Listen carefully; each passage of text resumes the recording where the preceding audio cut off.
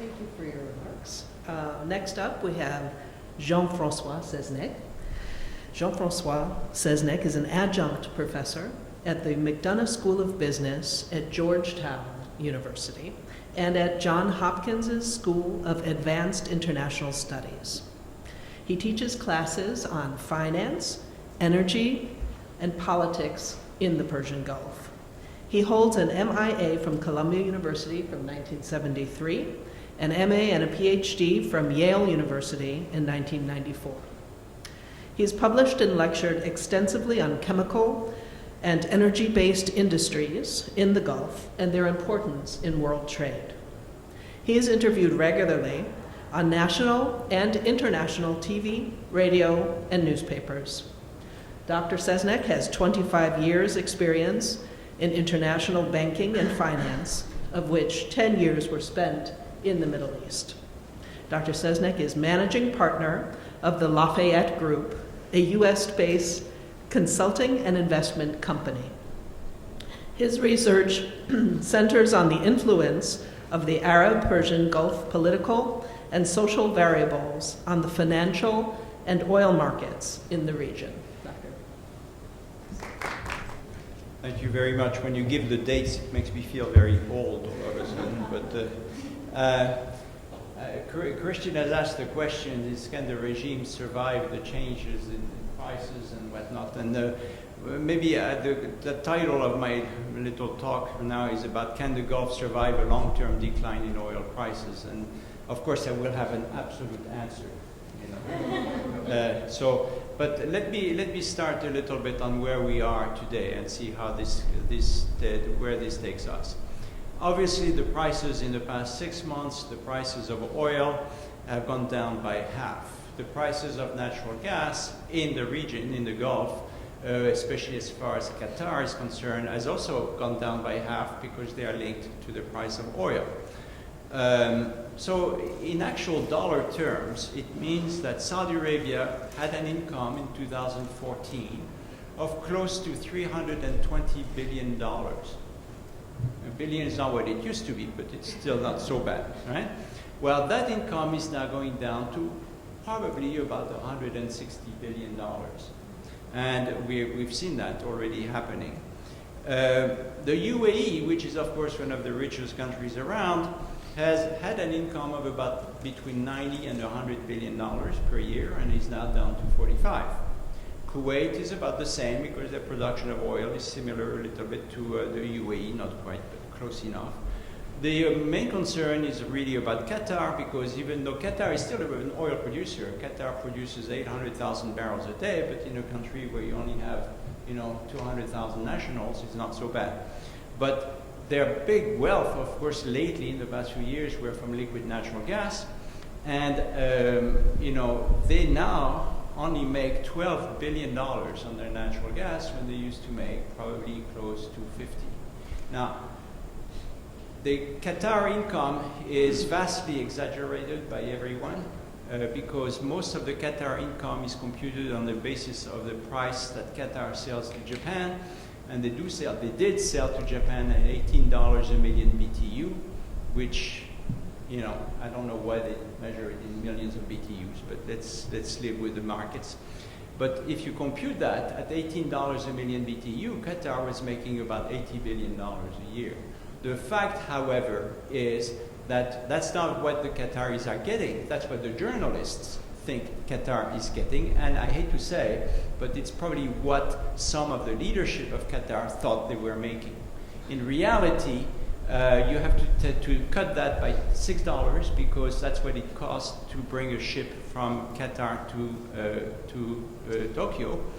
Then you have to take out the manufacturing of the gas, which is about $3 a million BTU, and then you have to take what most people forget is the pound of flesh, which is taken by the large international companies that are actually making the darn thing, the LNG. So if you take all this down, when the price of oil was at $80 a barrel or $100 a barrel, Qatar was netting probably around $6 a barrel, a million BTU. Now with the price being half, they're down to about 3, which is what the US manufacturers are getting here. So Altogether, it means that the total income of Qatar today is probably not much more than $30 billion. And I can assure you I've been very, very optimistic in my computations here. So that can create some big problems. Why? Because the budgets have not changed. In fact, the budgets in those countries have increased and they've gone through the roof. The Saudi deficit in 2015 is likely to be above $120 billion. Now, the budget was published by the Saudis as a deficit of $39 billion, which is substantial. But it forgets one small item, which they don't put in their budget, is the military expenses. And the military expenses of Saudi Arabia are not less than $80 billion today. And that was before they attacked Yemen. So we'll see how that goes, but the fact is their deficit is likely to be $120 billion today, in 2015. Kuwait has a deficit, expected deficit of about $64 billion. Qatar probably will have a deficit of about $62 billion next year. That's a very large amount. And the UAE, it's very hard to estimate because you have a deficit estimated by the government, the federal government of the UAE, at only $13 billion. But it does not include the deficit of the Emirates themselves, and it does not include the military. So go ahead, make a guess. The gap in the UAE will be close to $100 billion in 2015. So these are very large numbers. I have argued elsewhere that one of the reasons the price is so low is because the Saudis are in a price war with the Russians and trying to force the Russians to cut production. And there is a very strong chance that the Russians will have to give in, but they have not given in yet. And the Russians do have $350 billion in cash reserves today. So they have some ways to go too. So we'll see how far this all goes. But in any event, the Gulf can last for quite a while. So the question to the answer to my question is really, well, yeah, they can survive at least for some time. Let's go through that a little bit. The Gulf countries I mentioned have huge cash reserves. Even though they may shrink fast, they have very big cash reserves. So what are they? In December 2014, the Saudis, by the way, the Saudis publish their figures. It's very open, it's on their internet, and it's very straightforward. The balance sheet of the monetary agency, you can read it every month, it's there. And their cash balance in December 31st was $750 billion. And I mean cash, I don't mean investments in General Motors or Mercedes-Benz or things like that. That is the amount of cash they hold in treasuries, 3 months treasuries in Washington. Not all in US treasuries, some of it is in euros, some of it is in yens, but the vast majority is in US dollars. They can sell this as they need, immediately, overnight, literally. They also have access, so they have 750 billion, really cash, near cash. The monetary agency of Saudi Arabia, SAMA, manages the cash of the insurance company, the large retirement funds, I should say, of Saudi Arabia. There are two of them. There's GOZI and FPP, I think is the initials of the acronym for the other one. Anyway, those are the insurance groups where workers put 7% of their salaries, and they have no choice but do that. Now, this is managed by the monetary agency. And the monetary agency in the past and in the future will borrow from that, just like we borrow from Social Security. They've learned that from us. So they can, if needed be, they can borrow $150 billion from their own funds. The money is already held, again, in US treasuries in the US. They can also borrow, as they did for 20 years before that, from the local banks. The Saudis have had budget deficits from about 1985 till about 1995 or so. And they financed that deficit by borrowing from their own banks. They never borrowed from the international markets, ever. They don't want to be dependent on the IMF. They don't mind being on the board of the IMF, but they don't want to be dependent on the IMF. So they borrow from their own banks. And there was a time when they had borrowed almost 100% of their GNP from the banks. Now they have almost nothing, because with the advantages or the profits they made from the oil at $100, $110, they repaid most of that. But today the banks have a lot of cash on hand. They could borrow $120 billion from the banks today. So altogether, the Saudis have access to about $1 trillion, which is getting there, you know. But that means if they have a budget deficit of $120, $150 billion, they can last for about 6 years. But they would be under pressure to make it last a little less than that. And so I think 5 years is about as far as they're going to go. Now, the UAE is an interesting animal for this in this matter, because depending on how you read the financial reports and so on, the UAE has about $800 billion in assets today, overseas mostly. This 800 billion, however, is not liquid like some. The idea, the sovereign wealth fund of the UAE, has that much money probably. They don't disclose the amounts, of course, we don't know. We don't know what type of investments they make. We don't know where it is. We know nothing, really. They have very nice glossy brochures who really do, like any good public relations that our Bahraini friends will know, that can make you believe everything and with no substance behind. So the UAE have done that, and my guess, after following this for 20 years now, they have about $800 billion in assets. But it is not easily sellable. I mean, if they sell, they'll lose. So, but they can come up with $100 billion without too much trouble, really. So they have access to a fair amount of funds. They wouldn't like to do it, but they can do it. Qatar is the big question. I don't know. We don't know. No one knows how much money there is in the Qatar reserves. The Qatar Investment Authority, QIA, is reputed to have $120 billion in reserves. One could make easily an argument that they actually have nothing. And so the truth is probably somewhere in between, right? And considering what I just mentioned earlier about their income in the near future and their need, their deficit, they're really up a creek. I mean, they have to be very, very careful. I suspect, to address one of Christian's points, is that a lot of the changes in the Qatari politics, especially their relationship with the Saudis, has to do with the fact that they have realized that they in fact had very little money. And when their leadership realized that, you know, they had much less money than they thought, all of a sudden the budget of the Qatar Foundation is cut by half, and all these fancy things are cut, and they're no longer giving money to the Muslim Brotherhood, they're not longer giving money to the Houthis.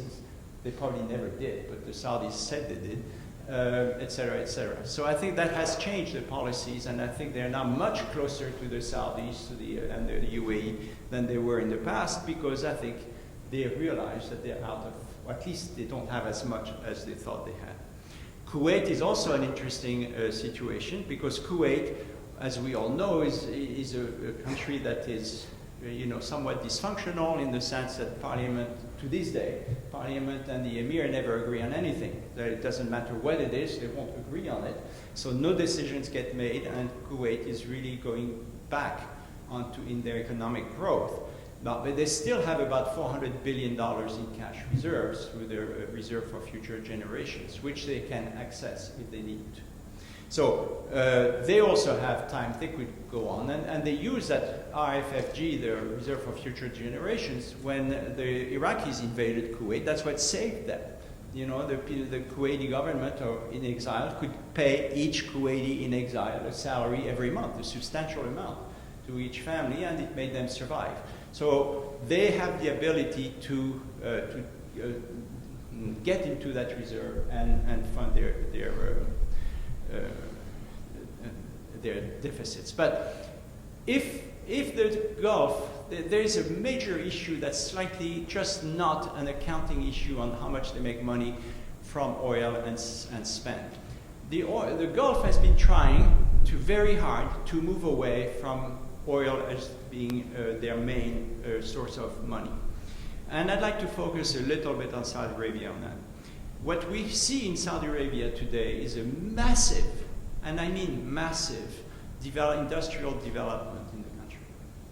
They have spent hundreds and hundreds of billions of dollars developing their energy-based value-adding productions. They know that their natural advantage is cheap energy.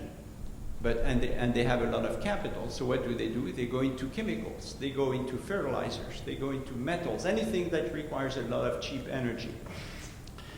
But requiring just cheap energy is not quite enough, because all you do then is polyethylene. But there are hundreds of countries making polyethylene. You have to go from polyethylene downstream to very highly value-added production. And they have grown their chemical industry in particular, but also their fertilizer industry, to an extent where they are the major producers of a lot of commodities, not even commodities, but of chemicals in the world. One of their companies, called SABIC, it's the largest Saudi Arabian Basic Industries Corporation, is one of the large Saudi companies, 70% owned by the state, 30% by the public. It's a public-private partnership, but it's totally independent from the royal family, manages its affairs. But it is today, believe it or not, the second largest chemical company in the world today. It's second after BASF. And when you talk to the people from SABIC, you have a feeling that they have a certain vision of what they want to achieve. And SABIC, basically, to put it in their mouth, which they never told me, but which I told them, and they were so flattered they did not disagree with me. But I said that SABIC's vision is to be BASF, except bigger. And they're well on their way to achieving that.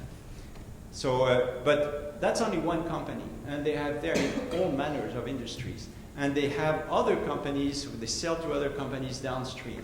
Now, if you take, just a little figure I computed, if you take the sales of all the chemical companies in Saudi Arabia that are listed on the stock market in Saudi Arabia, so there are others, but those are the main ones. The total sales in December 31st, 2014, the total sales of these companies were $86 billion. Now, that is very interesting, because the actually oil sales of Saudi Arabia in 2004 were about $80 billion. So today they are making more chemicals, they're selling more chemicals overseas and to themselves within the country, but that they were selling oil in 2004. So they have been very successful in that sense. What changed the whole equation is the fact that the price of oil went from $40 to $120 and back down again. But the industrialization is taking place. They're very big now in fertilizers. They have a company called Ma'aden, which is also a public-private partnership, 40% public, 60% state. And that company does two things. They do aluminum, and there are three things: gold, but it's small, mostly aluminum, and mostly fertilizers. Now, in fertilizers, they're not just doing, fertilizer like picking up phosphate from the ground and selling it. They go to the phosphate, they modify the phosphate by adding sulfuric acid, which they have lots of because the sulfur comes from the oil, right? That makes phosphoric acid. Then they add ammonia, and ammonia comes from natural gas. And as you know, the Saudis do not export natural gas. They use it internally for their own purpose. Exactly for that. So they make this product called DAP, which is like the Rolls-Royce of fertilizers. And they're the third largest producers in the world today of DAP. Second being the Moroccans, and the first the Americans. They are in the process, they just a year ago, they signed a joint venture with Mosaic of the United States to increase production by another 3 million tons. So they have those phosphate mines, they have the railroad built by the Chinese to go from the mine to Ras Al Khair, which is on the Persian Gulf, or the Arabian Gulf as far as we're concerned. And on the Arabian Gulf, and there they mix it with the ammonia, which comes from the field, through the natural gas, and they make the DAP, which is then exported, in this case, to India. And they've basically taken the business away from the Moroccans. That was a Moroccan business. Very highly value-added product. On the aluminum side of things, very interesting, they have a joint venture with Alcoa of the United States. Alcoa is 30%.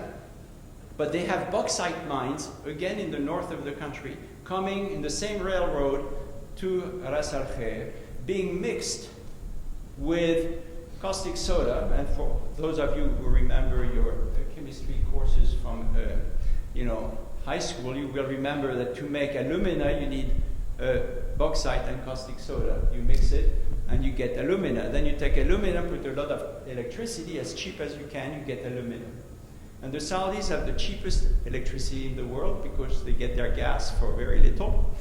They have basically free caustic soda because that's a byproduct from desalination. In fact, they need to do something with the salt they're rejecting. That's one of the big environmental problems of the Gulf, by the way. You know, the UAE throws out in the Gulf 17 million tons of salt a day. You know, that's the UAE, and Saudi Arabia is worse. So they can make, if they can use that to make caustic soda, so much the better. So they really have the cheapest, Alcoa and Ma'aden have the cheapest cost of aluminum in the world today. And the Gulf is doing aluminum everywhere. Now, not everybody has bauxite, but the Saudis have bauxite. And the UAE have bauxite because they have an agreement with Guinea, and they have a joint venture in Guinea. The other aluminum producers in the Gulf are totally at the mercy of the large conglomerates who sell aluminum. That's a big problem for them. But today, about 15% of all the aluminum in the world comes from the Gulf because of this. Now, aluminum by itself doesn't create that many jobs or anything like this, but it is a material that's easy to use downstream. So they're establishing all manners of companies downstream to use these products. Saudi Aramco has now building a very large, in fact, it's the largest project in the world today, called Sadara. And it stands for Saudi Aramco Dow Arabia. It's a joint venture with Dow Chemicals. $20 billion is the investment. And they are doing they take natural gas and oil, make it, well, I'm not going to go through the chemistry, but anyway, they go downstream from basic gas and oil, and they will go into making all hundreds of types of chemicals, and they're setting up an industrial zone near Jubail that will bring the small corporations to use these raw materials to create jobs, preferably for the Saudis. We have a problem there, by the way, which I might go into in a little bit of time. So they are making a huge effort to develop their facilities and their non-oil resources. The key to the Saudis and why they have been successful so far away, especially SABIC has been successful, is there's one golden rule from Saudi Arabia, is that they want to control technology. If they don't control technology, they don't do it.